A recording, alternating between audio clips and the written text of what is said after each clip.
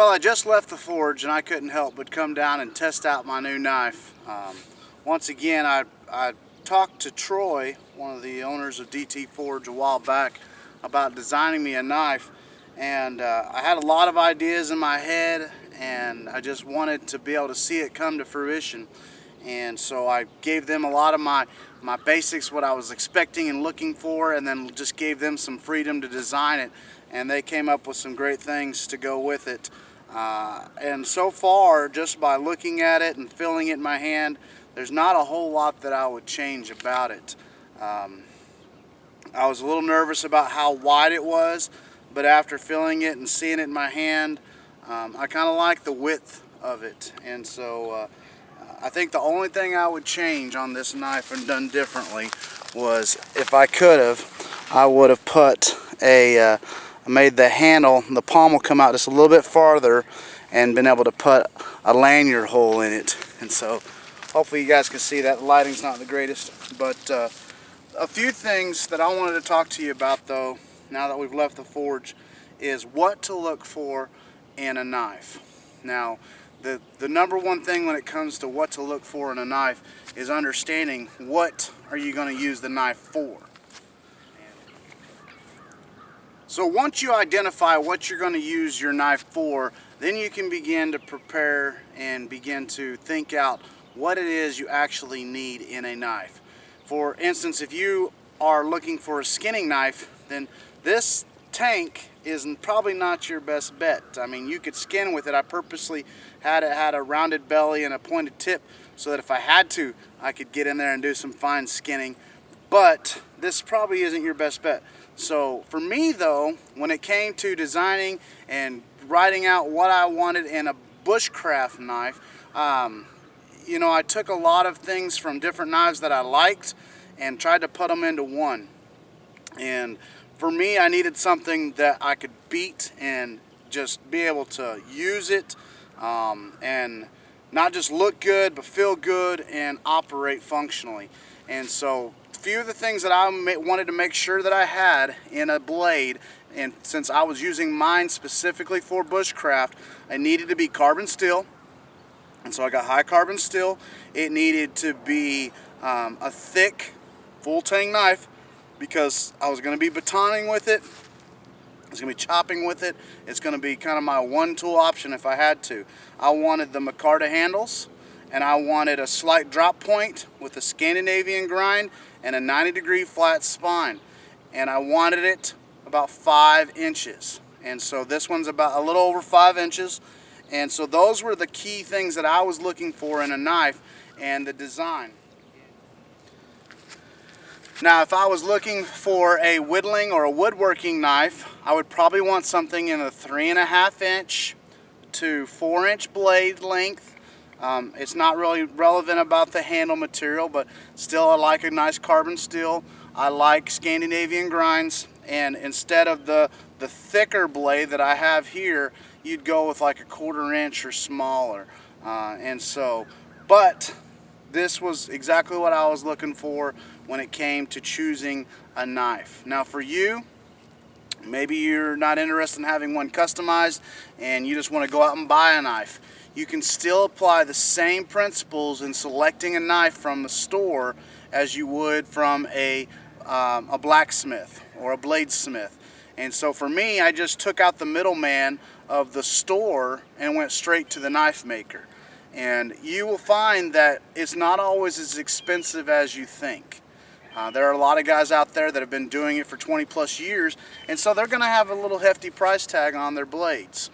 But you can find some guys, especially like DT Forge, that will design and customize you a knife for the same price that you would spend on a big box store knife. And you can give them the exact details of what you're wanting.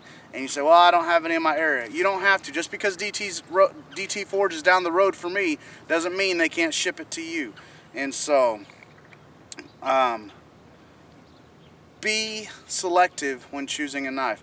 Just because it's cool, or just because you see some guy jumping off of rocks and climbing mountains and going crazy out in the woods and advertising an orange knife, doesn't mean you need to go buy that knife because you've seen so and so use it. You need to make sure that if you're going to invest money in a tool that could save your life, that this tool will operate and function to the fullest of its benefits and needs that you need to be able to survive in a self-reliance survival situation. And so don't cut corners on this, guys. Get you a good solid knife, and you can tell a lot about a knife by the way it fits your hand. So make sure it fits your hand, get a feel for it, make sure it meets the dimensions and the specs of what you're looking for in a knife.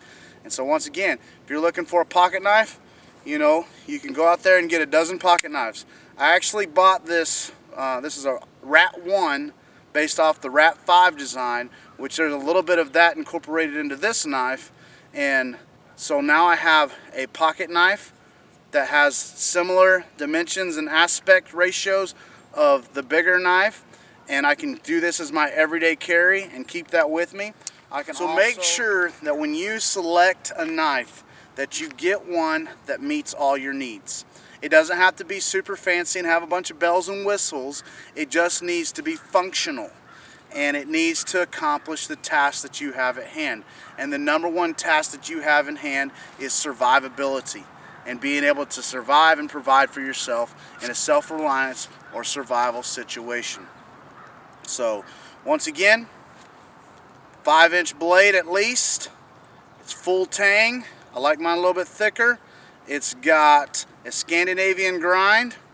This flat spine, carbon steel are the primary things I'm looking for in a knife. And once again, the only thing I'd probably changed on this one was the pommel coming out a little bit farther to put a lanyard hole in it.